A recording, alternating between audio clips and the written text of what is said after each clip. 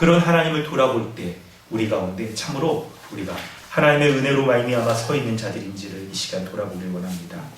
사랑하는 성도 여러분, 이 시간 주님의 은혜를 기억하면서 주님 앞에 예배할 때 그 주님, 거룩하신 주님 앞에 나아가지 못할 우리의 모습은 없는지를 돌아보시길 원합니다.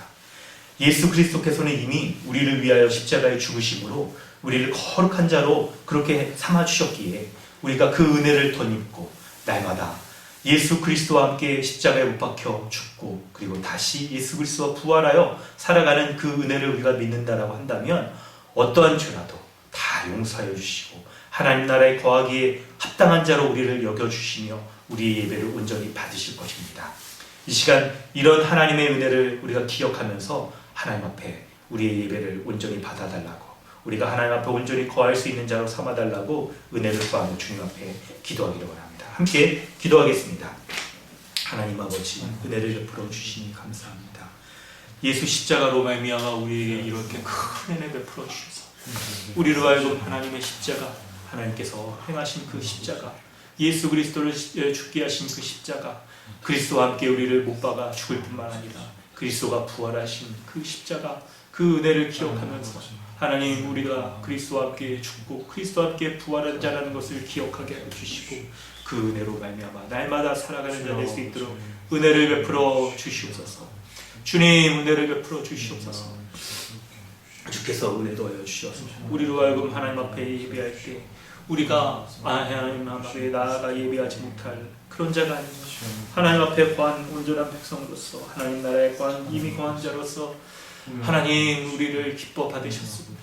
우리를 그리스도 안에서 의롭고 거룩한 자 삼아주셔서 우리가 주님 앞에 의지하며 주님 앞에 온전히 살아갈 수 있도록 하여 주신 것 의지하며 나아갑니다. 주여, 은혜를 더하여 주시옵소서. 은혜를 더하여 주시옵소서. 주님, 함께하여 주시옵소서. 주님, 하나님 아버지, 주님의 은혜에 감사드립니다. 우리를 예수 십자가의 그 은혜를 의지하며 하나님 앞에 이렇게 예배하여 주시니 감사드립니다.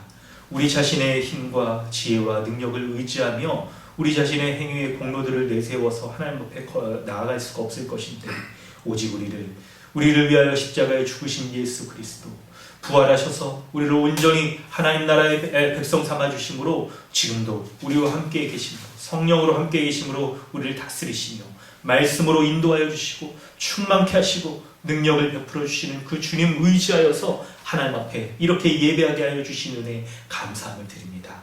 하나님, 주님의 그 거룩한 십자가를 돌아볼 때 내가 하나님 앞에 이렇게 설 수 없는 스스로의 힘과 능력으로는 조금도 하나님 앞에 나아갈 수 없는 그런 자인 것을 주님 앞에 고백합니다.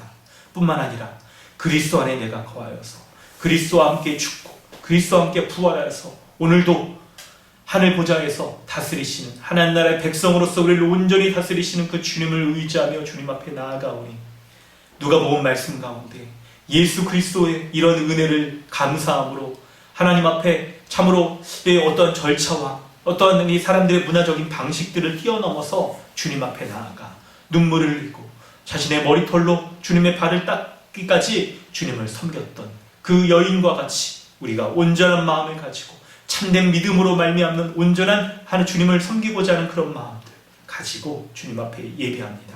주님, 우리 예배를 받아 주시옵소서.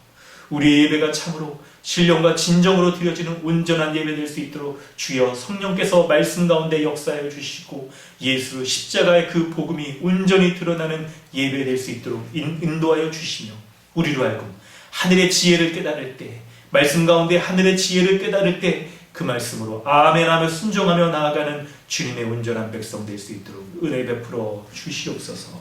감사드리며 예수님의 이름으로 기도드립니다. 아멘. 찬송가 93장 함께 찬양하실 때 문형진 형제님 기도해 주십니다.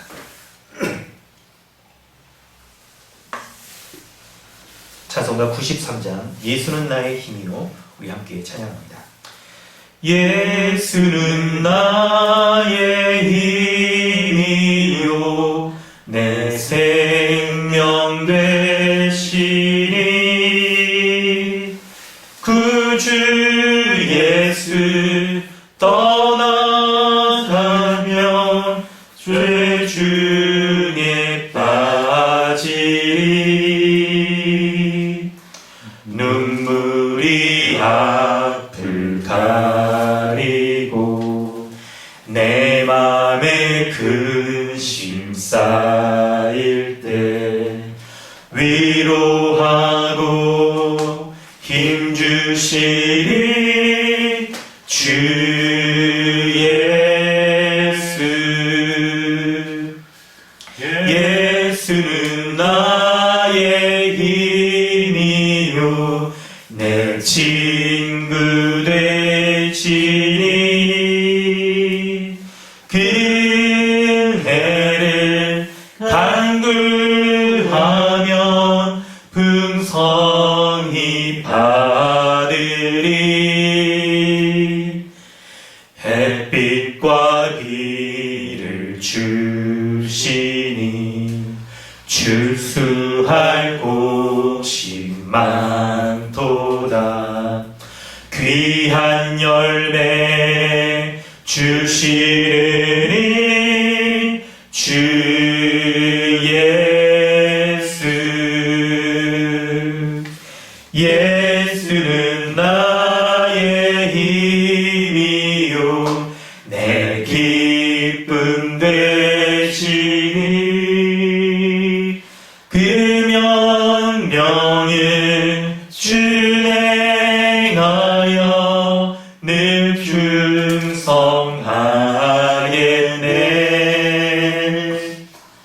주야로 보호하시며 바른 길 가게 하시니 의지하고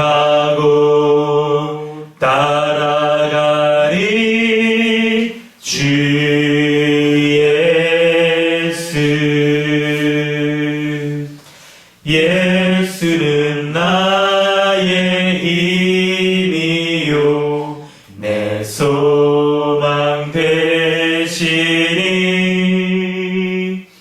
이 세상을 떠나갈 때 곧 영생 얻으리. 한없는 복을 주시고 영원한 기쁨 주시니 나의 생명 나의 기쁨 주 예수.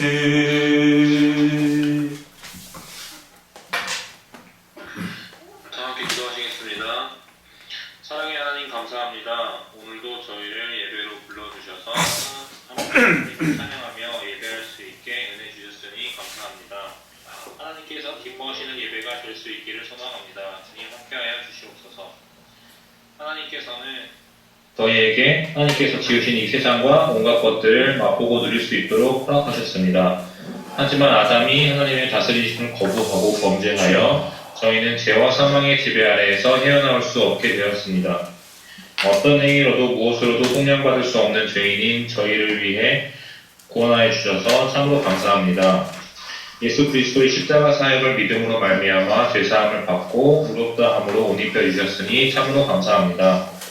새 마음과 새 본성으로 하나님의 성품을 닮아 살아가고 교회 지체들과 함께 하나님 나라의 현시인 교회 안에서 하나님 나라의 온갖 신령한 복을 누리게 하심에 참으로 감사합니다.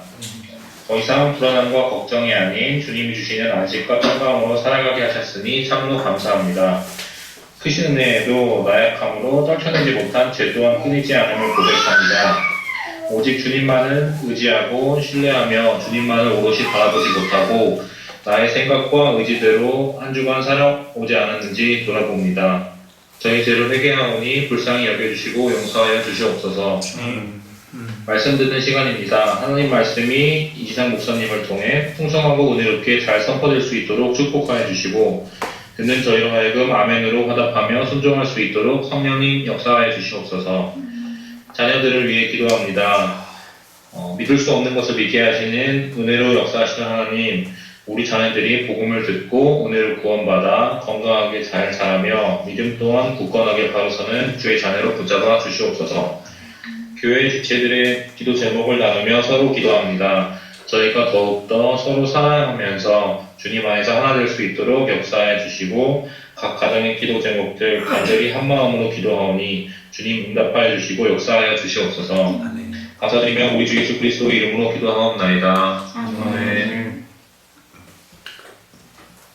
하나님 말씀 함께 보겠습니다. 하나님께서 오늘 우리에게 주시는 은혜의 말씀은 누가복음 8장 1절로 15절까지 말씀입니다.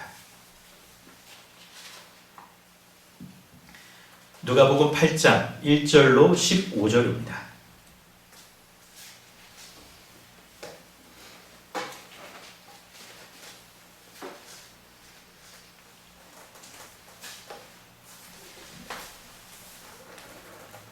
봉독하겠습니다.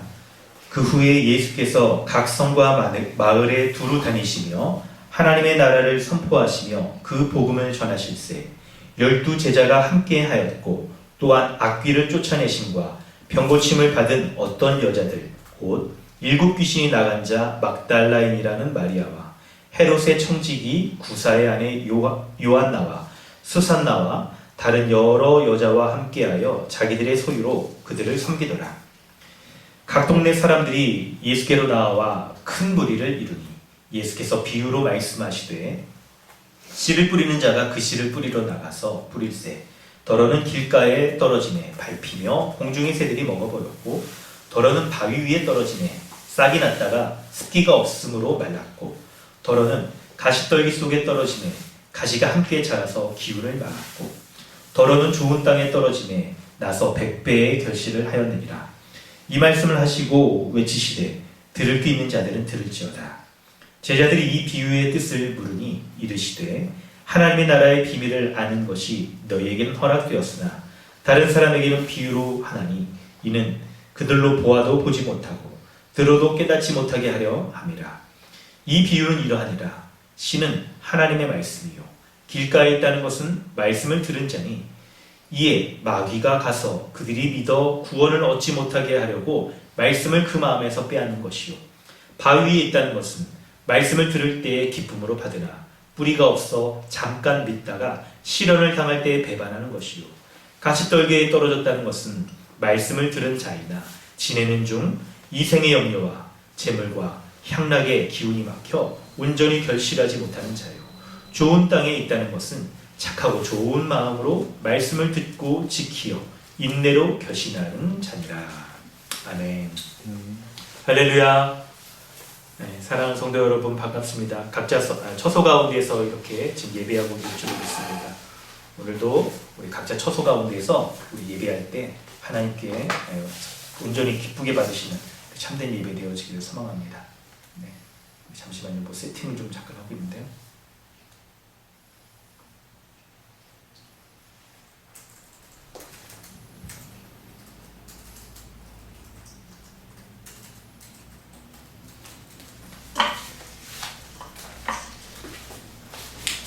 네, 함께 말씀 보도록 하겠습니다. 오늘 누가복음 8장 1절부터 15절까지 말씀을 살펴볼 때 우리는 오늘 말씀을 통해서 말씀으로 열매 맺는 삶이라는 그런 제목을 가지고 말씀을 나누려고 합니다.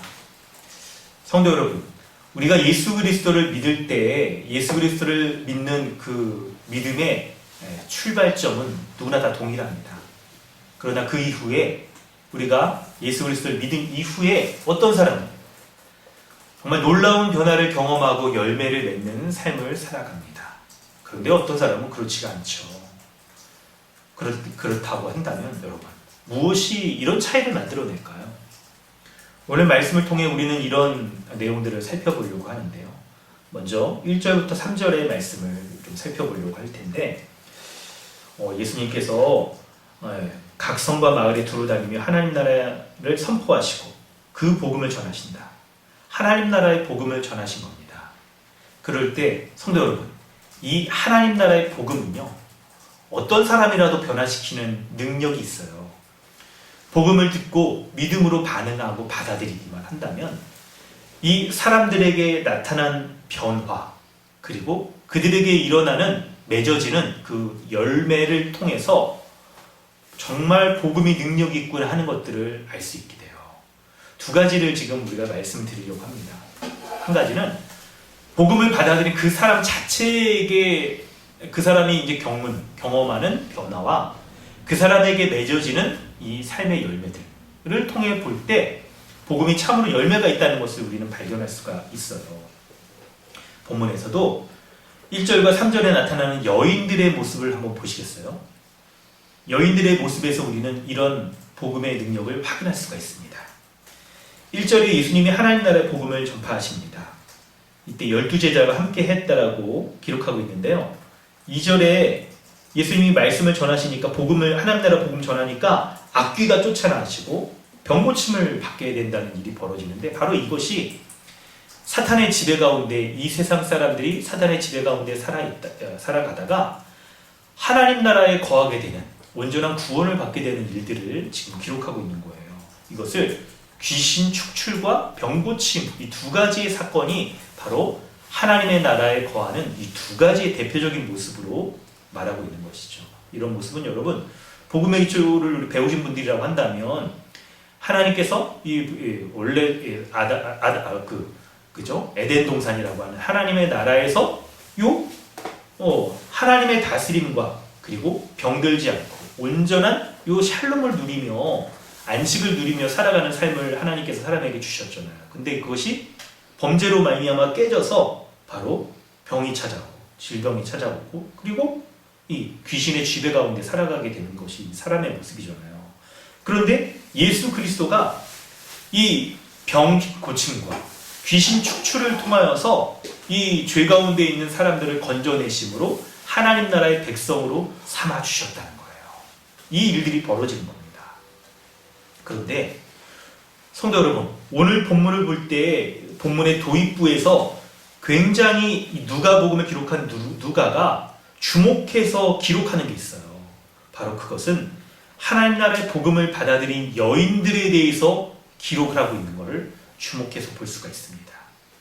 여인들이 어떻게 하나님 나라 복음에 반응했는지를 기록하고 있는 거예요. 그래서 2절 중반부부터 3절의 하례에서 이 여인들의 이름 헷갈릴까봐 어디 지역 사람인지까지도 정확하게 얘기를 해줍니다. 첫 번째 여인은요, 7 귀신이 나간 자, 7 귀신이 들려있던 자예요. 막달라 사람이었습니다. 그 지역 막달라인이라 하는 막달라 마리아죠. 그리고 헤롯의 청지기 구사라는 이 지역의 아내, 지역이 아니라 헤롯의 청지기 구사의 아내 요한나, 그리고 수산나라는 이 사람 3명의 대표적인 사람과 그리고 여러 여자들이야. 바로 하나님 나라의 복음을 듣고 반응했던 사람들이라고 기록하고 있는데, 그들의 반응의 모습이 무엇인지를 성경이 명시해 놓고 있는데요. 바로 자기들의 소유로 그들을 섬기더라 라고 그렇게 기록을 하고 있는 거예요. 이 여인들이 예수님께 받은 구원의 은혜가 너무나도 감사하기에 자신들의 소유로 복음을 전하시는 예수님과, 그리고 그들이니까 예수님과 함께하는 12명의 제자들을 섬겼다라고 말하고 있어요. 여러분, 어떻게 섬겼을까요? 한번 생각을 해볼까요? 본문에 우리 잘 기록되지는 않았지만 우리는 충분히 일상적인 우리의 상식적인 선에서 이해할 수 있을 것 같아요. 예수님과 제자들이 여러 마을들을 이렇게 다니시고 하다 보니까 거처도 없죠. 먹을 것도 막 이렇게 쉽게 해결하기 어렵지요. 그렇습니다. 여러분, 예수님이 전능하신 하나님이라고 해서 먹는 것을 그냥 항상 이게 그냥 돌을 떡으로 만들어서 항상 다 이게 먹었을 거라고 여러분 상상하시면 여러분 곤란하십니다. 예수님이 육신을 입고 계신 분이기 때문에 배고프셨고, 인성을, 오늘 우리 교리문답에서도 그러잖아요. 인성을 가지신 분이기 때문에 배고프고 졸립고 피곤하고 그러세요. 그리고 막 맛있는 거 먹고 싶죠. 예수님도 막 광야에서 그냥 이렇게 거친 음식 막 이렇게 먹고 싶고 막 그렇게 하시지 않고 맛있는 음식도 편안한 잠자리에서 예수님 이렇게 쉬고 싶을 거예요. 그때 이 여인들이 예수님과 제자들을 섬길 때 어떻게 했겠습니까? 자신의 집에 숙소에 묵게 하고, 그리고 이 예수님과 제자들을 따뜻한 음식 맛있게 만들어서 대접하고 그랬을 거예요. 근데 여러분 오늘 가족 주일이니까 가족들하고 이렇게 여러 명이 모여서 식사할 때 여러분 그게 보통 이게 쉽진 않잖아요. 이게 게다가 12명의 제자들 예수님까지 최소 몇 명입니까? 13명이죠. 근데 이게 뭐 말이 13명이지 쫓아다녔던 사람 또 없겠습니까? 있죠. 예수님의 제자들이 60명의 제자들이 함께 있고, 그리고 나중에 예수님 더 제자들 많을 때는 500명의 제자들까지 함께 했잖아요. 대표적인 사람들이 지금 이런 사람들이라는 거죠. 이런 사람들. 이런 사람들에게 여러분 식사 대접 한번 해보세요. 야, 진짜 오늘날처럼 뷔페가 있어가지고 거기 가시면 돼요. 이쪽으로 하세요. 막 이러고. 그러면 편하겠지만, 쿠팡이 있어가지고 배달시키면 되겠지만 그런 것도 없는데, 집에서 만들어가지고 이 수많은 사람들을 막 대접하는 게 보통, 이게 막 수고스러운 일이 아니었을 거예요. 그런데도 불구하고 예수님과 제자들, 그들을 섬기려고 했던 이들의 마음, 무엇 때문에 여러분 그랬겠습니까? 바로 2절에 예수님이 행하신 악귀를 쫓아내시고 병 고침을 행하신 이 하나님 나라 복음 전하신 것이 너무나도 크고 감사하기 때문에 그랬을 거예요. 그 은혜가 너무나도 감사했기 때문에. 그래서 이들이 주님과 함께한 예수님의 제자들까지 다 섬겼을 겁니다. 그런데 이 섬기는 모습이 본문이 기록하고 있는 것을 우리가 주목해서 본다고 한다면 그 의미를 우리는 더욱더 분명하게 밝혀내서 알 수 있을 거예요. 3절의 마지막 절을 보면 여러분 뭐라고 기록되어 있습니까? 여러분 성경을 한번 보시겠어요? 우리가 주목해서 봐야 될 게 그거예요. 3절의 마지막을 보면 자기들의 소유로 그들을 섬기더라라고 그렇게 기록되어 있어요. 여러분 수많은 예수님을 따르는 사람들이 있었으니까 가난한 사람들도 있겠지만 여유 있는 부자들도 예수님을 따르고 그랬거든요. 이런 사람들이 내놓는 그런 예물 같은 걸 가지고 사람들을 섬길 수도 있었을 겁니다. 그런데 본문이 명시해서 자기들의 소유로 그들을 섬기더라고 말하는 부분을 우리가 주목한다라고 한다면 여러분 구원의 은혜를 받은 사람들에게 나타나는 반응을 우리는 여기에서 알 수가 있는 거예요. 바로 자신들이 가지고 있는 그 소유로 주님을 섬기려고 하는 이 모습이 드러나는 것이 바로 하나님의 은혜 받은 자의 믿음의 반응이라는 것을 우리는 알 수가 있어요. 성도 여러분, 자기 소유로, 자기 재물로 섬기는 것이 믿음의 반응이라고요. 여러분, 항상 그런 이걸 근데 너무 일반화하진 않아도 될 겁니다. 꼭 돈이 아니어도 됩니다, 여러분. 시간일 수도 있고요. 마음의 표현일 수도 있고. 재물이 적은 자는 적은 것으로 할 수 있고, 많은 자는 또 많은 것으로 할 수도 있고, 그렇겠죠? 그럼에도 불구하고, 자기들의 소유로 섬기는 것, 재물, 돈으로 표현되어지는 것이 갖는 의미가 분명히 있을 거예요. 참고 본문을 보면 마태복음 6장 24절을 한번 보시겠어요? 한 사람이 두 주인을 섬기지 못할 것이니 혹 이를 미워하고 저를 사랑하거나 혹 이를 중히 여기고 저를 경히 여깁니다. 너희가 하나님과 재물을 겸하여 섬기지 못하느니라 라고 예수님이 기록하고 말씀하셨어요. 이 말씀이 기록되어 있는데 돈이라는 것이 여러분 그냥 가치 중립적인 것으로 본다고 한다면 그건 아무것도 아닙니다. 그냥 종이, 금속 쪼가리에 불과하죠. 아니면 우리가 클릭 한 번으로 표현되어지는 그런 거, 가상화폐, 그런 거에 불과할 따름이죠. 그런데 돈이라는 것에 여러분 우리가 다 쉽게 동의할 수 있는 부분들이잖아요. 돈이라는 것으로 대변되어지는 것이 있다는 것을 우리는 알 수 있잖아요. 우리가 뭔가 갖고자 하는 마음, 욕망, 소망, 바라는 거 이런 것이 돈으로 다 투영되어서 나타나는 거잖아요. 그렇기 때문에 그것이 극대화되어지면 바로 하나님이냐 아니면 이 세상의 주인 바알세불, 본문에 마태복음 6장에는 그걸 표현하는데 이런 것을 말하느냐 하는 것이 바로 돈으로 투영되어지는 거잖아요.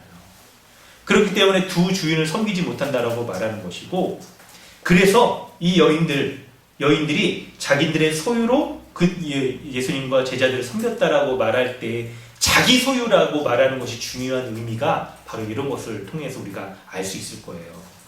그렇다고 한다면 이 자기의 소유를 좀 더 우리가 의미를 부여해서 우리 스스로에게도 한번 우리가 적용해 볼 때 바로 예수님이 전하신 그 하나님 나라의 복음으로 받은 그 은혜, 그것이 너무나도 중요할 때, 귀할 때 우리에게 드러나는 믿음의 반응이 바로 이 돈으로 표현되어지는 자기 재물을 주님 앞에 드리는 것인데, 그때 이것이란 바로 이전에 주님 만나기 전에 자기 자신을 위해서 살았던 그 삶에서 이제는 주님을 위하는 삶으로 바뀌어졌다는 것을 보여주는 것이 바로 요 돈의 모습인 것이죠. 여러분, 바로 이렇게 사람을 변화시키는 것이 복음의 능력이에요.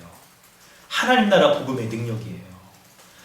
예수 십자가의 복음이 전해질 때 그 사람을 이 세상 나라에 속해져 있던, 이 세상 나라의 이 사탄의 지배로에 속해서 살아가던, 다른 말로 돈의 지배 가운데 얽매여서 살아가던 사람들을 건져내어서 하나님 나라의 백성으로서 편입시켜 주시기 때문에 우리가 이제는 구원받은 사람들은요, 더 이상 이 세상의 삶의 질서, 그런 것에 얽매이지 않고 그것에 우리가 살아가요. 얽매여서 살아가긴 해요. 근데 그것을 초월할 수 있는 그 능력을 보여주는 것이 바로 복음이라고 말하고 있는 거예요.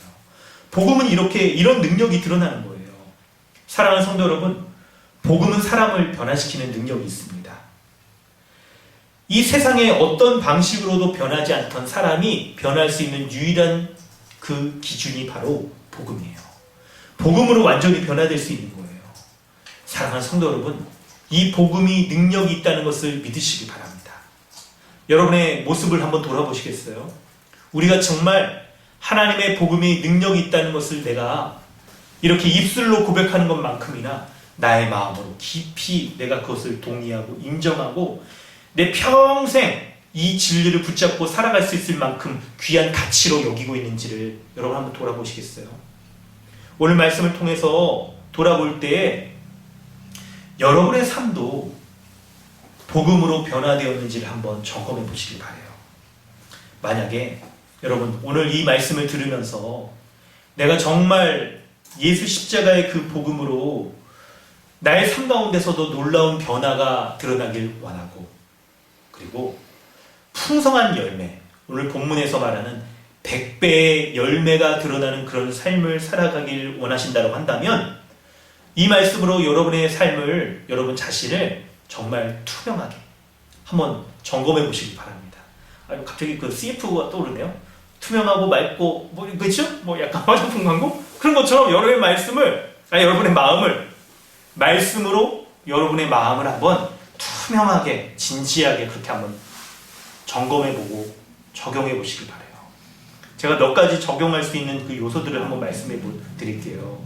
이 말씀으로 여러분 자신을 돌아볼 때, 점검해 볼 때 나에게 정말 이런 복음이 내가 붙잡고 있는지 그 점검 포인트들을 한번 살펴보시기 바랍니다. 우리가 정말 복음의 능력을 믿는다라고 한다면 복음으로 우리에게 변화된 그 지점들이 있을 거예요. 복음의 능력을 의심하지 않고 내가 믿는다라고 한다면 우리의 삶에도 분명히 이 100배와 같은 열매가 드러난 지점들이 있을 거란 말이죠. 그 지점들이 여러분에게 있는지를 한번 이제 이 말씀으로 점검해 보시기 바랍니다. 성도 여러분, 여러분이 정말 복음의 능력을 믿고 있다고 한다면 복음의 능력은 여러분의 삶의 방향을 완전히 바꿔놨을 거예요. 자신을 위해 살던 삶에서 벗어나서 이제 주를 위한 삶을 살아가도록 그렇게 바꿔놨을 겁니다. 복음이 우리에게 주는 구원은 단순하게 예수 믿고 천국 간다라고 하는 그런 정도가 아닙니다. 그게 맞지만 그런 정도가 아니라는 거예요.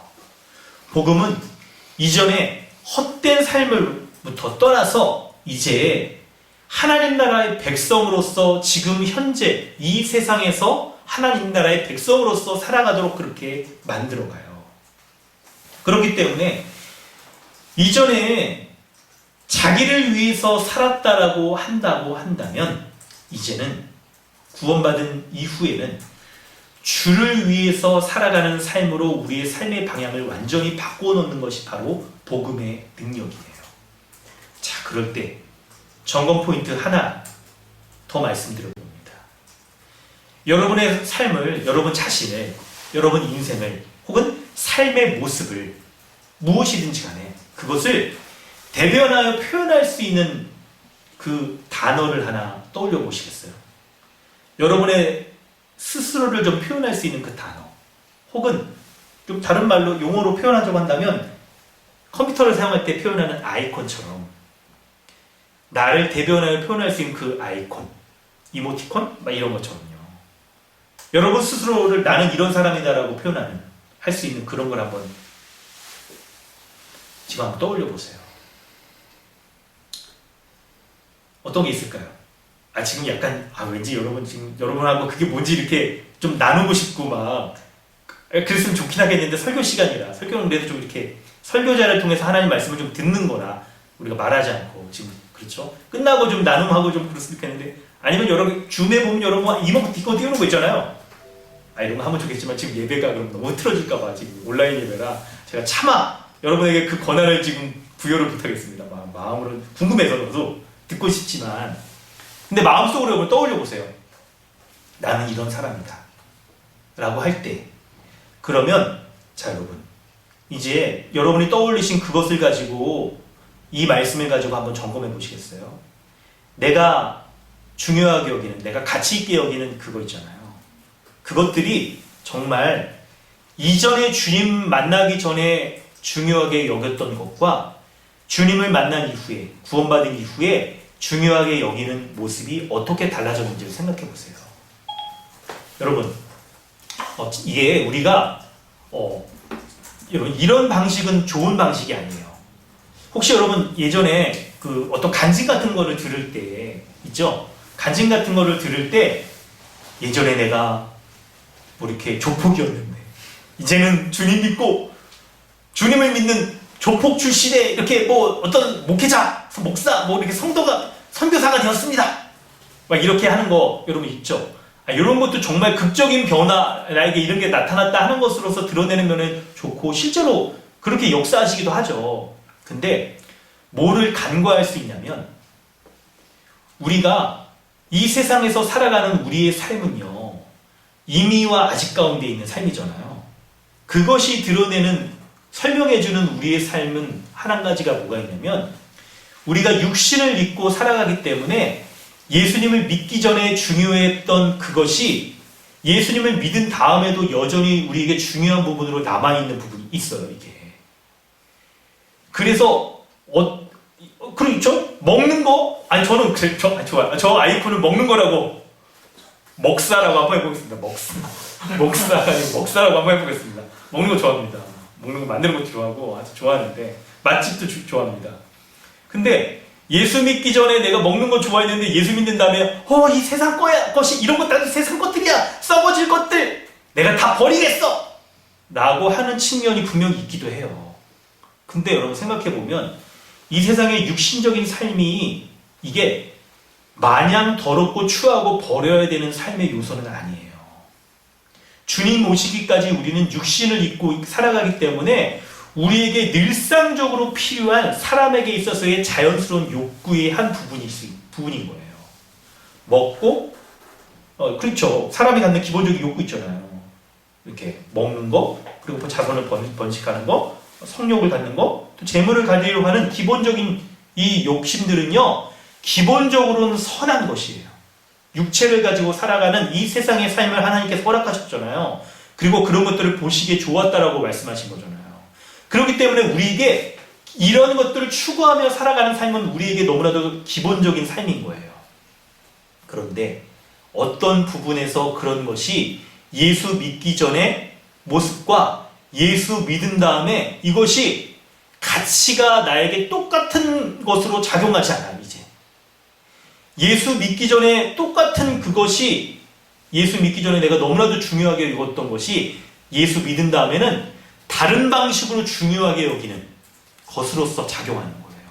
여러분 지금 이 설명 논리를 여러분 잘 들으셨으면 좋겠습니다. 똑같은 A라는 것이 예수 믿기 전에는 이게 귀한 것으로 여겼는데 예수 믿기 전에는 하찮은 것으로 여긴다라고 말하는 것이 아니고 그런 면이 분명히 있긴 해요. 근데 똑같이 중요하게 가치 있게 여겨지는데 그 중요하게 가치 있게 여겨지는 사용 방식이 달라지는 거예요. 우리에게. 이런 방식으로 우리가 이 세상을 이해하고 하는 것이 세대주의적인 방식으로 이 세상을 썩어 없어질 방식으로 이해하는 것이 아니고 여전히 이 세상이 그대로 존재하며 하나님 나라가 이 땅 가운데 완성될 때에도 이 세상에서의 삶의 방식이 그대로 남아있을 거라고 여겨지는 우리가 믿는 복음의 방식인 거예요. 자, 그런 것을 가지고 이제 먹사인 저 말고 여러분 자신을 한번 점검해 보세요. 여러분이 중요하게 여기는 거 있잖아요. 예수 믿기 전에도 중요하게 여겼던 그것이 예수 믿은 다음에 나에게는 어떤 것인가를 생각할 때 똑같이 그것이 우리에게 있어서 중요한 영향을 미치고 있는 거예요. 그런데 그 사용 방식이 달라지는 거죠. 이전에 내가 예를 들어 재물을 위해서 살아갔다라고 했다라고 한다면 이 예수 믿은 다음에 이제는 어떻게 되냐면 그 재물을 벌으며 살아가는 것 자체는 귀한 삶이에요. 그런데 그 재물을 사용하는 방식이 이제는 나 자신을 위해서 살아가는 것이 아니고 주를 위해서 사용하는 것으로 바뀌어지는 것이죠. 사람들과의 관계를 중요하게 여길 때 그 관계도 한편 그 관계는 어떤 플러스 마이너스 면이 다 있겠죠? 다른 사람을 정말 이렇게 관계적으로 좋아하는 중요하게 여기는 사람도 있겠고 아니 어떤 관계 때문에 힘들어서 어떤 사람을 미워하는 그런 관계도 있을 겁니다. 미워하는 관계에 예를 들다고 한다면 다른 사람을 미워하고 악한 마음을 가지고 이렇게 살아갔던 그런 삶이었다고 한다면 이제는 어떻게 될까요? 이제는 정말 예수 믿은 다음에 우리가 새 마음과 새 본성을 가지고 살아가는 사람으로서 그 악한 사람이 여전히 우리에게도 존재하지만 그 악한 사람과의 관계 가운데에서 우리가 하나님 나라의 가치로서의 그 성품으로서 그 사람을 대하여서 그 사람을 사랑할 수 있고 선한 마음을 가지고 심지어는 원수까지도 사랑하는 그 선한 마음을 가진 자로 살아갈 수 있도록 바꿔놓는 것이 바로 복음인 거예요. 이것이 바로 복음의 능력인 거예요. 여러분, 이것이 바로 하나님 나라의 복음의 씨가 우리 가운데 심겨졌을 때 나타나는 변화이며 우리의 삶에 드러나는 100배의 열매의 모습인 거예요. 여러분 자신에게 적용하여 볼 때 여러분에게 이런 변화의 모습이 있습니까? 그리고 이런 열매가 드러나 있습니까? 오늘 여러분의 자신의 모습 가운데 이런 모습이 드러난다 한다면 여러분 참 감사한 거죠. 그런데 여러분 뚜렷한 이런 모습이 변화가 없다라고 하더라도 괜찮습니다. 지금 이 시간 능력의 복음 앞에 여러분의 자신을 맡기고 주님의 복음의 이 말씀에 신뢰하면서 주님 앞에 나아가실 수가 있어요. 그렇다고 한다면 참으로 복음에 이렇게 신뢰하며 반응하는 여러분 가운데 이 복음의 능력이 역사할 겁니다. 여러분 복음의 능력을 신뢰하십시오. 사람이 뭔가 말재주가 있어서 말씀의 능력이 드러나는 것이 아닙니다. 사람이 말하는 어떤 감동적인 예화나 재미있는 예화 이런 것들이 능력이 있어서 사람의 마음을 바꿔놓고 변화의 능력을 일으키는 것이 아니고 주님이 전하신 그 말씀 자체의 능력이 있기 때문에 우리에게 변화의 능력이 드러나는 거예요. 그렇다고 한다면 여러분 듣는 말하는 사람의 입장에서도 복음의 능력이 이렇게 나타난다고 한다면 듣는 여러분의 입장에서도 여러분에게 드러나여지는 복음의 변화의 능력이 모습이 비록 적다 하더라도 여러분의 모습에 집중하는 것보다 우리의 모습에 집중하는 것보다 복음을 전하신 예수 그리스도께 우리가 집중할 때 그분이 전하시는 말씀 자체의 변화의 능력이 나타나는 것을 우리가 신뢰한다고 한다면 오늘 여러분은 이 복음의 능력의 복음의 말씀에 여러분 자신을 신뢰하며 헌신하여 드릴 때 놀라운 이 변화의 능력이 지금 여러분에게도 나타날 줄로 믿습니다. 변화의 능력, 복음의 능력 그것 자체에 여러분 신뢰하세요. 그리고 여러분에게 이런 은혜가 베풀어 줄 줄로 믿고 나아가시길 바랍니다. 우리에게 이 복음의 능력이 이 변화의 능력이 나타나며 열매로 드러나기 위하여서는 이제 4절부터 14절까지의 말씀, 이 말씀을 우리가 살피면서 주님 앞에 나아가려고 합니다. 우리 말씀을 한번 좀 설명해 보도록 하겠습니다. 4절부터 14절까지의 말씀은, 이것은 흔히 우리가 씨 뿌리는 비유, 더 정확하게는 씨 뿌리는 자의 비유라고 말하는 것이 정확합니다. 혹시 여러분 이 말씀을 밭의 비유라고 혹시 이렇게 아시는 분이 있을 수도 있는데, 밭보다는 더 중요하게 여겨지는 것은 씨 뿌리는 사람, 씨 뿌리는 자가 뿌려지는 그 씨가 중요한 포인트가 있는 거예요. 그래서 제목을 정한다고 한다면 씨 뿌리는 자의 비유라고 말할 수가 있어요. 자, 나중에 우리 본문을 보면서 그런 설명도 하겠지만 그 적극적인 설명들은 좀 더 기회가 있을 때 설명하도록 하고요. 본문을 보면 예수님께서 4절에 보면 예수님께 큰 무리가 찾아옵니다. 그때 예수님이 비유로 말씀하세요. 이 씨 뿌리는 자의 비유를 가지고 말씀하십니다. 어떤 비유를 가지고 비유의 내용이 뭐냐면, 씨를 뿌리는데, 어떤 농부가 씨를 뿌리는데 그 씨가 4종류의 밭에 떨어졌다고 얘기해요. 첫 번째 밭은 뭡니까? 첫 번째는 길가에 떨어졌다고 해요. 씨가 길가에 떨어졌어요. 근데 길가에 떨어진 씨는 어떻게 될까요? 밟히겠죠. 사람들이 다니니까. 그리고 공중의 새가 그것을 쪼아먹는다라고 말합니다. 바위에 뿌려진 씨는 어떻게 될까요? 싹이 나요. 근데 흙이 없잖아요. 습기도 없잖아요. 물기도 없잖아요. 그러니까 금방 말라서 죽어버린다고 말하죠. 가시떨기에 떨어진 씨는 어떻게 될까요? 가시떨기에는 여러분 흙이 있습니다. 그래서 뿌리가 내려지고 자랍니다. 씨가 이렇게 닭싹이 나서 자라요. 어느 정도 자라요. 그런데 어느 정도 자랄 때 가시의 영향에 의해서, 가시 덩굴의 영향에 의해서 더 자라지 못하고 말라 죽는다라고 말하죠. 그런데 이 3가지 밭의 의미를 예수님께서 놀랍게도 친절히 설명해 주세요. 11절부터 이 비유는 이러하니라 라고 설명해 주시는데, 씨는 뭐를 말하냐면 바로 하나님의 말씀을 말하는 거죠. 그러면 씨 뿌리는 자는 누굴까요? 바로 1절에 나와 있는 하나님 나라의 복음을 전하는 예수님을 가리키는 겁니다. 이 본문이 예수님 자신을 가리키는 거예요. 그리고 예수님의 복음을 전하는 사람들을 가리키는 거죠. 그럴 때 길가에 씨가 뿌려진다는 것은 뭘까요? 바로 이 사람들에게 밟히며 공중의 새가 그것을 쪼아서 먹는 건데, 바로 마귀가 말씀을 그 사람 마음에서 빼앗는 것을 가리킨다라고 말하죠. 그리고 바위에 뿌려진다는 건 뭘 말할까요? 바위에 뿌려졌는데 싹이 처음엔 나잖아요. 그래서 말씀을 처음 들을 때는 기뻐하는 싹이 납니다. 그런데 뿌리가 없어서 시련을 당할 때 자라지 못한다고 말해요. 시련을 당할 때 믿음을 버리는 것을 말하죠. 가시떨기에 떨어지는 것은 뭘 말할까요? 가시라고 하는 그 방해 요소, 그것이 본문에 표현되어지는 이 생의 염려와 재물과 향락의 기운에 막혀서 온전히 결실하지 못한다는 것을 말하고 있어요. 이렇게 해서 우리가 복음을 듣고 복음을 들은 사람에게 놀라운 변화가 나타나고 열매가 맺혀져야 되겠지만, 그런데 모든 사람에게 이런 일들이 벌어지지는 않는다라고 말하고 있는데, 그 이유는 바로 복음이 자라나는 것을 방해하는 장애물들이 있기 때문에 그렇습니다. 본문에 길가와 바위와 가시떨기에 떨어진 것 같은 그런 방해물들이 있기 때문에 그런 거예요. 여러분, 이 말씀을 우리가 보다 잘 이해할 수 있도록 하기 위해서, 여러분 본문 설명 들으면서 좀 이상한 거 있지 않나요?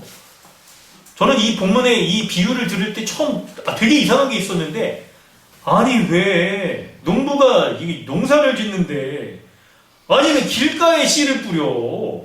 아니 밭에다가 좋은 밭 놔두고 거기다가 갈아가지고 거기다 뿌려야지, 왜 길가에 씨를 뿌리고 바위에도 뿌리고 가시떨기에 뿌리는 그런 농부가 세상에 어딨어. 이해가 잘 안 됐어요. 근데 이게 이스라엘 사람들의 농사법을 우리가 좀 잘 이해하면 그래서 그런 거구나 이해할 수 있는 지점이 생깁니다. 뭐냐면요, 이스라엘 사람들이 농사를 뿌릴 때 여러분 우선 이게 이스라엘의 지형을 좀 잘 아실 필요가 있어요. 땅이 우리나라처럼 그런 옥토가 아니에요. 오른 옥토가 아니에요 지금.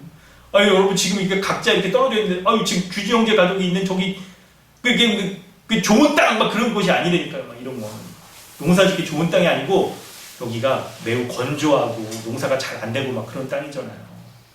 이런 곳에 이제 개간을 하긴 하는데 그곳에 개간한 땅에서 이제 씨를 뿌릴 때 흩어 뿌리기 방식으로 씨를 뿌리는 거예요. 그래서 흩어 뿌리다가 그래서 농부가 뿌릴 때도 여러분 개간한 좋은 땅 위주로 뿌리죠. 누가 가지 떨린 밭에 거기다가 일부 뿌린 사람이 있겠어요? 그렇지는 그런지 않습니다. 흩어 뿌리기 때문에 일부가 이제 그곳에 떨어지는 것이죠. 길가에도 떨어지고 바위에도 떨어지고 가시떨기에 떨어지고 그래요. 그리고 나서 흩어 뿌리게 한 다음에 이스라엘 농부들이 흙을 다 덮어요. 다 덮어. 흙을 다 덮어. 좋은 땅에만 덮는 게 아니라 막 옆에도 막 떨어지는 거죠. 그래서 그곳 가운데 싹이 나는 걸 이제 얘기를 하는 거예요. 그런 방식으로 우리가 이해하시면 좋습니다. 그럴 때 여러분 이 본문의 비유를 통해서 본문이 말하는 것을 얘기하는데 본문이 우리 가운데 적용하며 말하는 의미가 복음의 말씀을 듣기는 들어도 어떤 사람에게는 놀라운 변화를 일으키고 그런데 어떤 사람에게는 그 결실이 일어나지 않는 그 차이가 무엇인지를 우리에게 설명해주고 있는 거예요. 바로 그것은 15절에 답이 있습니다. 여러분 이제부터 빠르게 설명하면서 핵심적인 메시지를 위주로 나아갈 테니까 여러분 집중을 15절을 읽고 여러분 잘 집중해 보세요. 15절 한번 같이 한번 읽어볼까요? 마이크 키지 않으셔도 목소리를 따라서 한번 같이 읽어보겠습니다. 15절을 보면 어떤 사람에게는 변화가 나타나고 변화가 나타나지 않는 이유를 우리는 잘 알 수가 있어요. 자, 집중해서 한번 읽어보도록 합니다. 좋은 땅에 있다는 것은 착하고 좋은 마음으로 말씀을 듣고 지키어 인내로 결실하는 자니라. 한 번 더 읽겠습니다. 좋은 땅에 있다는 것은 착하고 좋은 마음으로 말씀을 듣고 지키어 인내로 결실하는 자니라. 아멘. 여러분 어떤 사람에게 이 변화가 열매가 드러나지 않는 이유는 바로 말씀을 듣긴 들어도 지키고 인내하는 요 순종이 없기 때문에 그런 거예요. 말씀에 대한 지속적인 순종이 없기 때문에 변화와 결실이 드러나지 않는 겁니다. 여러분 열매 맺는 것을 방해하는 대적의 공격이 있어요. 사탄의 공격이 이 세상에 우리에게 존재한단 말이에요. 우리가 이 사단의 존재를 눈에 보이지 않기 때문에 여러분 이것이 있는지 없는지 우리가 잘 알지 못하지만 분명히 존재하고 있어요. 그럴 때 이 사탄의 공격은요 어떤 때는 우리에게 시련의 위협으로 찾아옵니다. 그리고 어떤 때는 재물과 쾌락의 위협으로 우리에게 찾아와요. 그래서 우리가 말씀에 순종하는 것들을 방해하는 거예요. 세상을 향해서 마음을 더 많이 갖게 하여서 하나님으로부터 멀어지게 만들어요. 그렇게 멀어지도록 만들 만한 그 틈을 항상 사단이 우리에게 그런 틈을 가지도록 그렇게 기회를 엿보고 있어요. 그래서 우리의 믿음을 흔들고자 사단이 이렇게 방해하고 있는 거예요.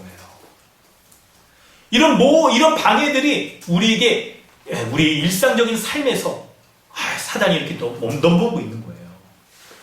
여러분 그렇다고 한다면 이런 사단의 유혹들이 방해물들을 우리에게 존재하고 있을 때 우리는 어떻게 해야 될까요? 그 방식들을 잘 알아야 될 겁니다. 바로 그 방식이 뭐냐면 15절에 나온 대로 착하고 좋은 마음으로 말씀을 듣고 지키는 것, 이것에 있는 거예요. 착하고 좋은 마음으로 말씀을 듣고 지키는 것, 이것 자체에 있는 거예요.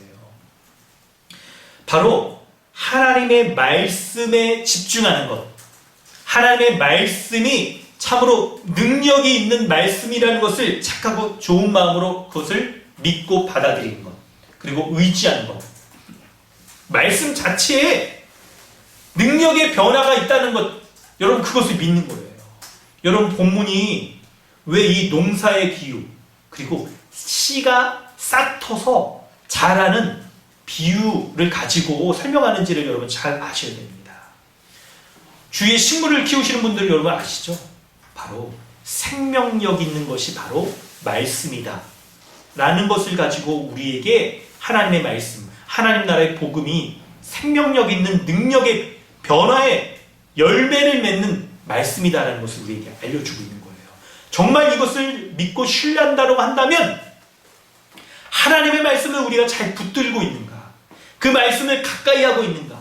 그 말씀을 연구하여 말씀 가운데 이 변화의 능력이 있는가 하는 것들을 무엇이 변화시키는가 하는 것들을 상고하며 말씀을 연구하고 묵상하고 적용하는 이 모습들이 우리에게 있는가? 그것으로 우리가 참된 믿음을 갖는가 하는 것을 살펴봐야 한다는 거예요. 그것을 꾸준히 붙잡고 있는 것, 이것이 무엇보다 우리로 하여금 중요한 요소라는 거예요. 성경에는 성도 여러분 참 이게 말하기 어려운 부분이지만 사랑하는 성도 여러분, 성경에 보면 구원에 이르지 못하는 믿음과 구원에 이르는 참된 믿음이 있다는 것을 우리에게 말씀하고 있어요. 여러분 한번 말씀 한번 읽어볼까요?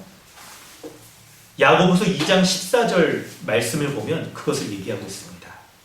야고보서 2장 14절. 여러분 참고 본문에 좀 잘렸는데 14, 15, 16절입니다. 야고보서 성경을 한번 직접 찾아보시는 게 좋겠네요. 야고보서 말씀을 한번 찾아보세요.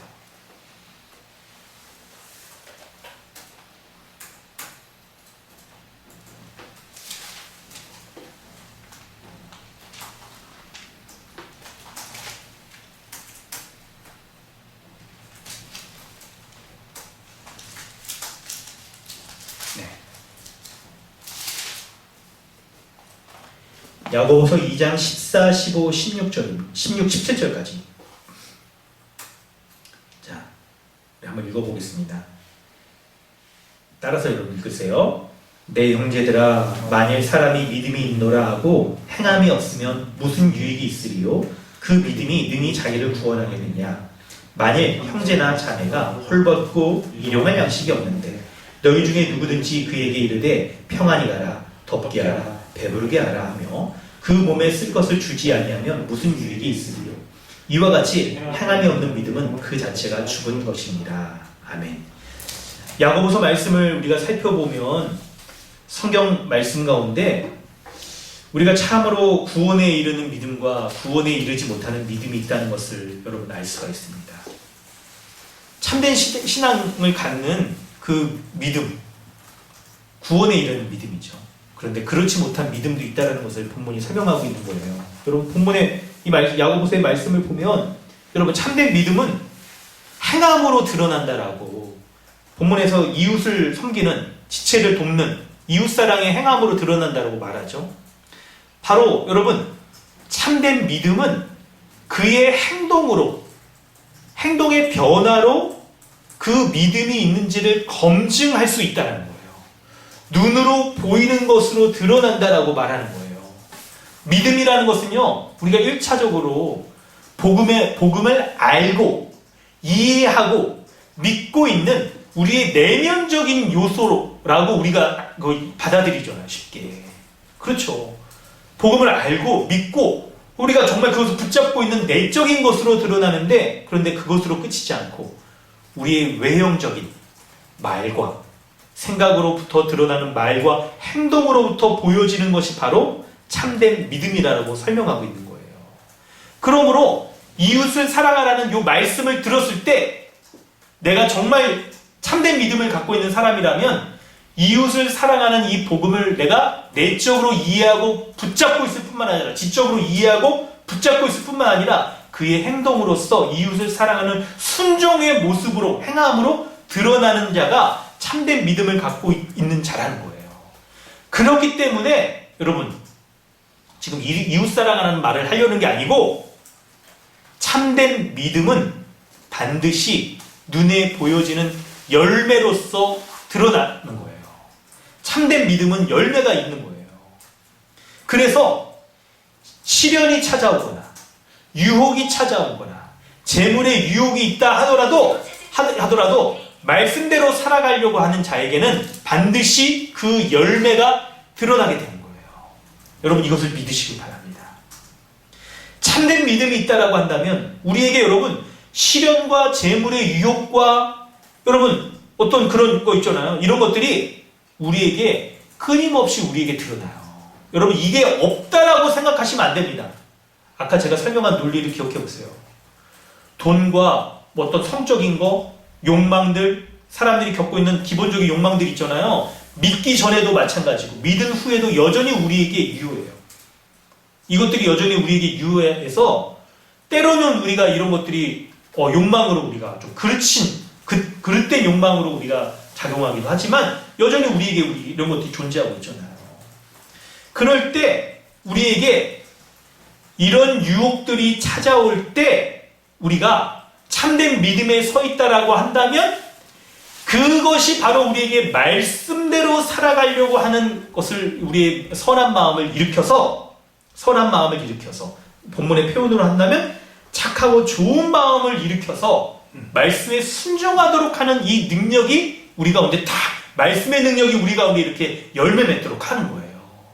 이것이 우리에게 우리의 행함, 우리의 마음의 결심 이런 것들로 드러나기도 하지만 먼저는 여러분 본문의 제목이 왜 씨 뿌리는 자의 비유, 씨의 비유라고 말하냐면 말씀 자체가 능력이 있기 때문에 생명력이 있기 때문에 그 생명력으로 말미암아 참된 믿음을 가지고 있는 사람에게는 이 말씀 자체가 역사여서 그로 하여금 이 시련을 이뤄내게 하고 시련을 분별하게 하고 유혹을 떨쳐버리고 우리에게 놀라운 변화를 일으키며 우리에게 열매를 맺는 100배의 열매를 맺는 이 놀라운 역사를 일으키는 것이 바로 말씀 자체가 가지고 있는 변화의 능력인 거예요.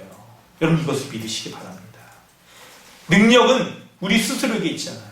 능력은 하나님의 말씀 자체에 있으며 그 말씀을 믿고 있는 우리 참된 믿음을 가지고 있는 사람에게 열매 맺어져서 그 하나님 나라의 복음이 믿음을 갖고 있는 자에게 역사되어지고 그 믿음이 있는 자를 변화를 일으키고 그리고 100배의 열매를 맺게 하는 것을 여러분 믿으시기 바랍니다. 그러므로 우리가 이 복음이 이런 것이라는 것을 우리가 안다라고 한다면 이것을 믿고 받아들일 때 우리가 참으로 이제 우리의 영역에 있어서 인내할 수가 있는 거예요. 이것을 믿고 지킬 수가 있는 거예요.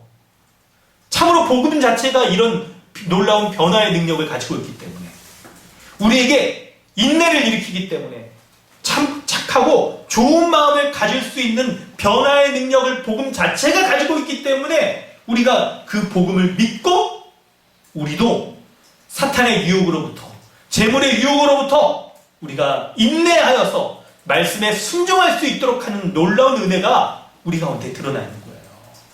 여러분 이 복음의 은혜를 복음의 변화의 능력을 믿으시기 바랍니다.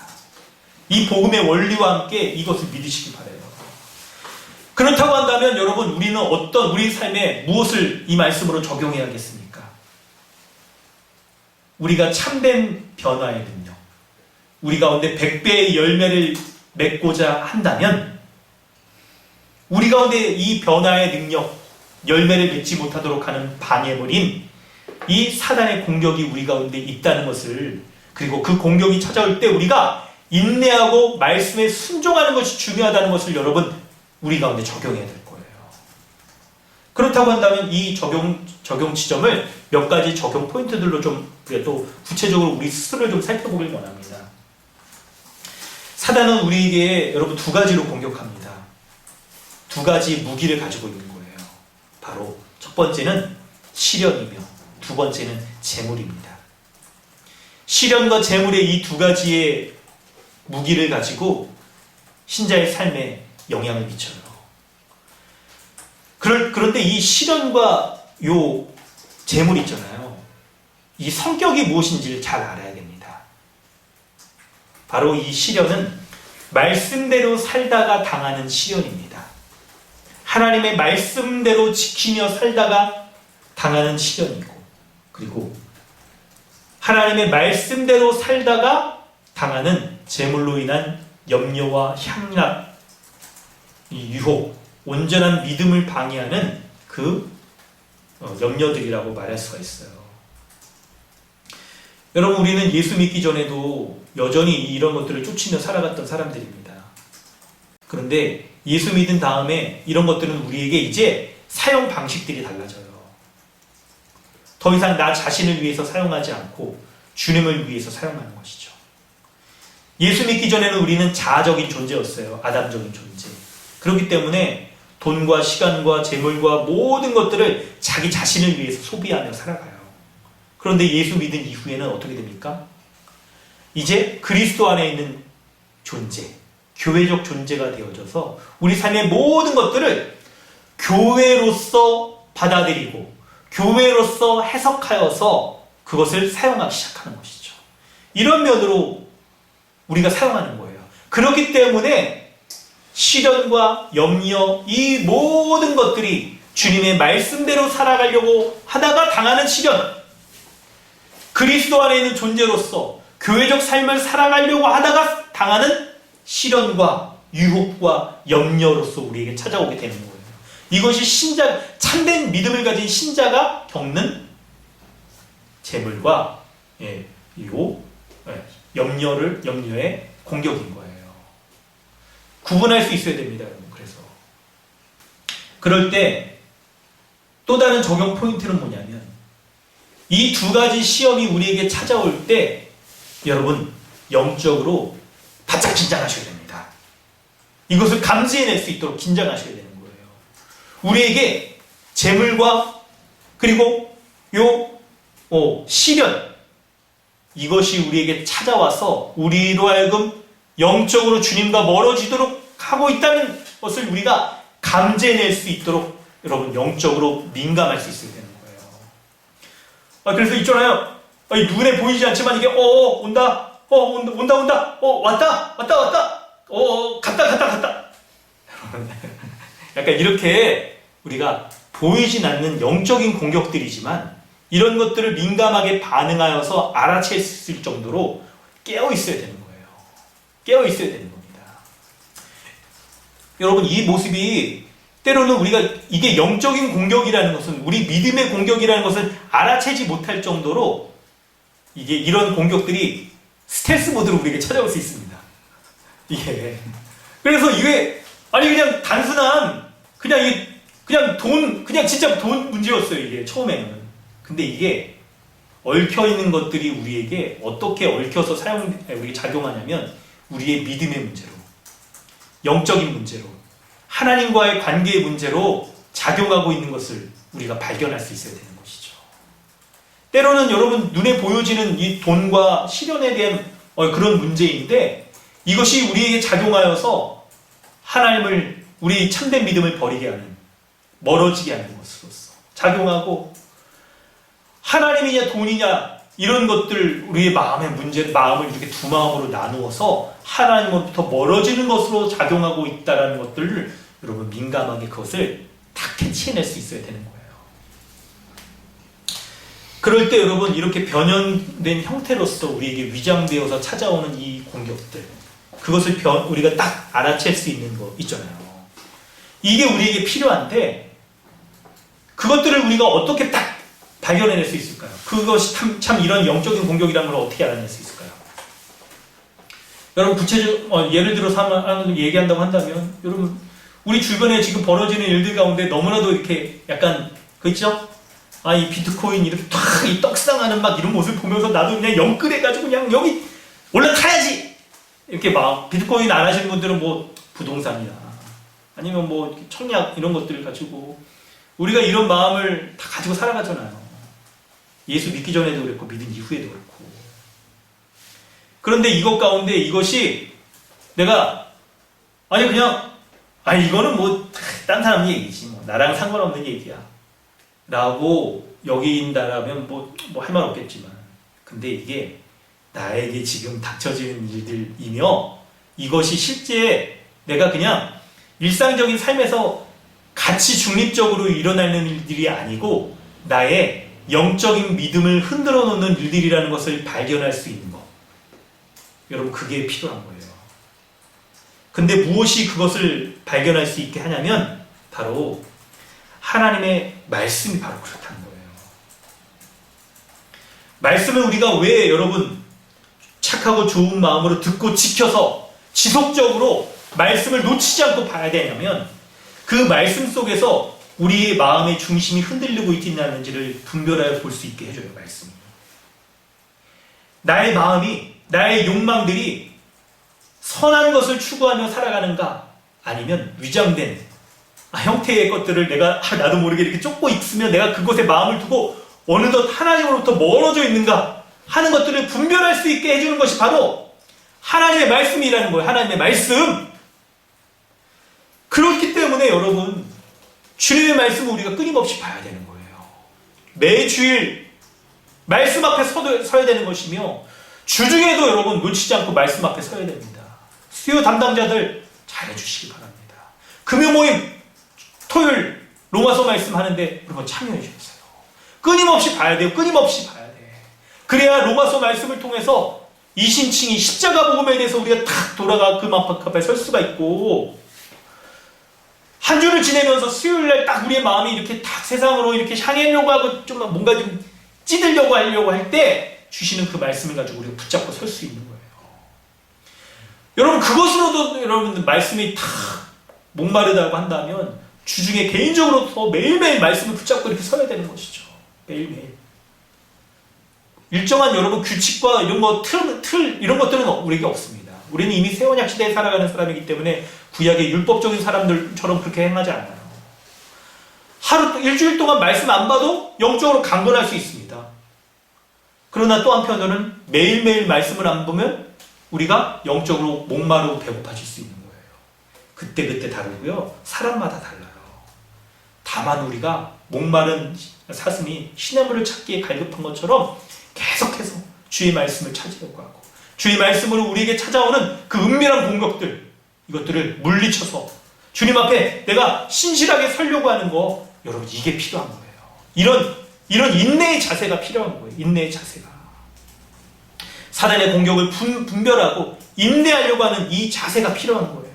그래서 우리가 15절 말씀처럼 착하고 좋은 마음으로 말씀을 듣고 지켜서 인내할 때 우리에게 변화와 함께 놀라운 100배의 결실이 우리에게 드러날 줄로 믿습니다. 성도 여러분, 왕도는 없습니다. 뭐냐면 우리가 믿고 있는 이 복음 그 자체가 변화의 능력, 생명력을 가지고 있다는 것을 우리가 믿고 말씀을 지속적으로 살피는 것에 있는 거예요.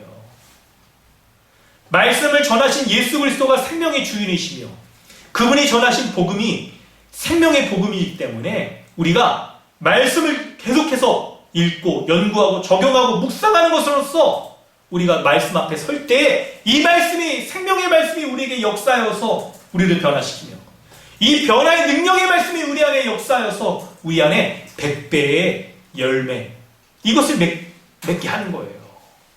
우리가 이 말씀이 능력이 있다는 것을 믿고 우리 가운데 찾아오는 시련과 유혹 가운데 인내하면서 주의 말씀 앞에 계속해서 나아가는 것으로서의 우리의 삶의 변화의 능력, 우리의 삶의 100배의 결실의 놀라운 은혜가 나타나게 되는 것입니다. 사랑하는 성도 여러분, 이 말씀을 믿으시기 바랍니다. 우리가 의지하는 것은 바로 주님의 말씀에 있는 것이죠. 하나님 나라의 그 복음 자체가 생명력이 있는 능력의 말씀이기 때문에 우리에게 놀라운 변화를 일으키고 우리에게 놀라운 능력을 열매를 100배의 열매를 맺게 한다는 것을 우리가 믿고 우리가 인내하면서 사단의 공격 가운데 공격을 분별하고 물리치고 계속해서 말씀 가운데 서는 것으로 우리 가운데 놀라운 변화와 열매가 드러나게 된다는 이 복음의 말씀을 믿고 여러분의 삶 가운데 놀라운 변화와 100배의 열매를 거두는 복된 삶 되어지기를 주님의 이름으로 축원합니다. 아멘. 우리 이 시간 함께 기도하겠습니다.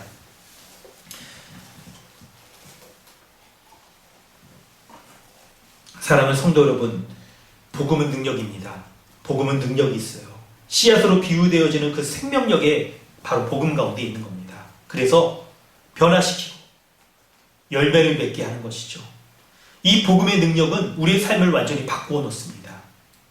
2절 3절에서 여인들이 주님 앞에 하나님 나라의 복음을 듣게 되자 자신들의 소유로 주님을 섬겼던 것처럼 이제 자신을 위해 살았던 삶에서 이제는 주를 위해 사는 자로서 바꿔놓는 거예요. 여러분 자신이 지금 주를 위해 살아가고 있는지를 돌아보길 원합니다.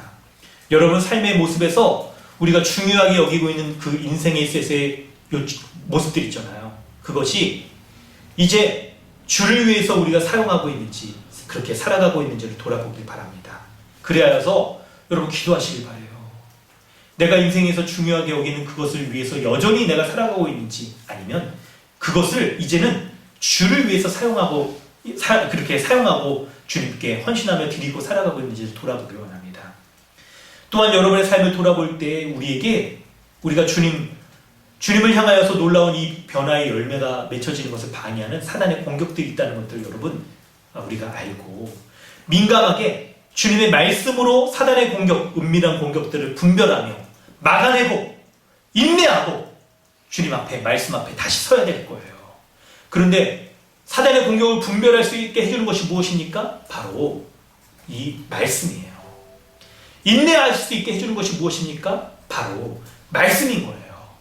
변화의 능력의 말씀, 인내의 능력의 말씀, 분별의 말씀, 열매 맺게 하는 그 말씀 앞에 서게 해달라고, 그 말씀으로 우리도 변화되어지고 우리 삶에 놀라운 100배의 열매를 맺게 해달라고 우리 주님의 이름을 부르고 함께 기도하도록 하겠습니다.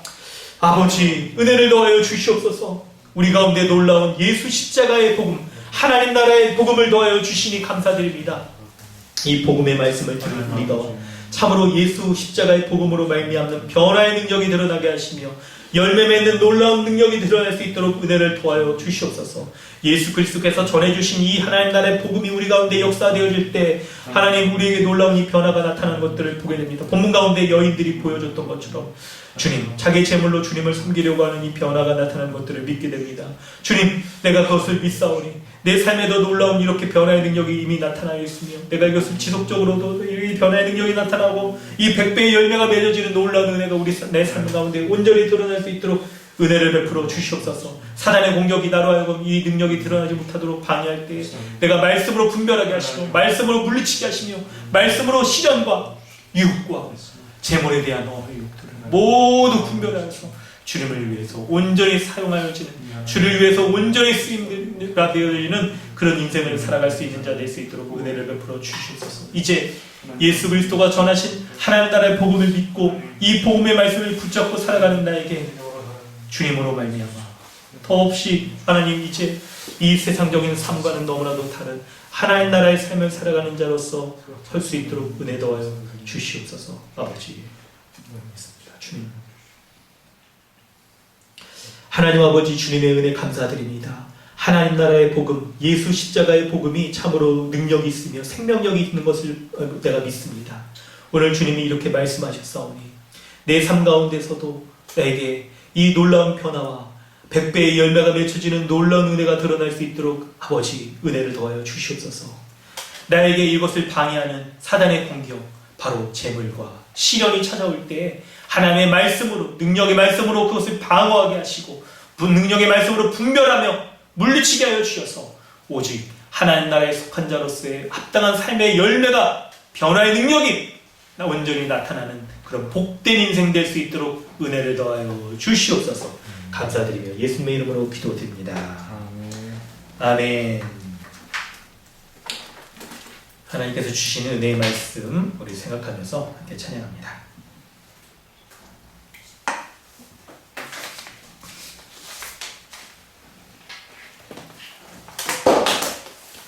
우리 찬송가 336장 함께 찬양하겠습니다.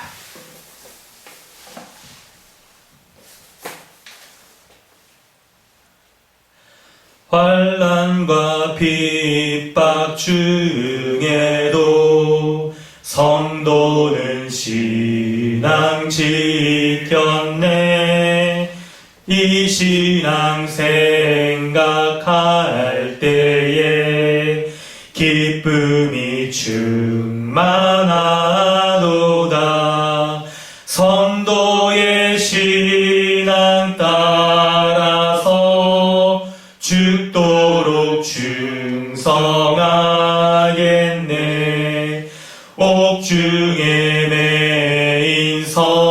성도나 양심은 자유 얻었네.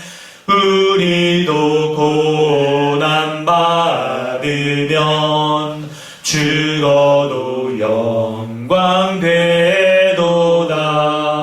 성도의 신앙 따라서 죽도록 충성하겠네.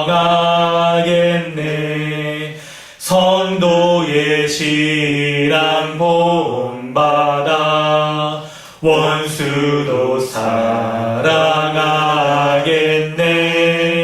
인자한 언어 행실로 이 신앙 전파하리라. 성도의 신앙 따라서 죽도록 충성하겠네. 아멘.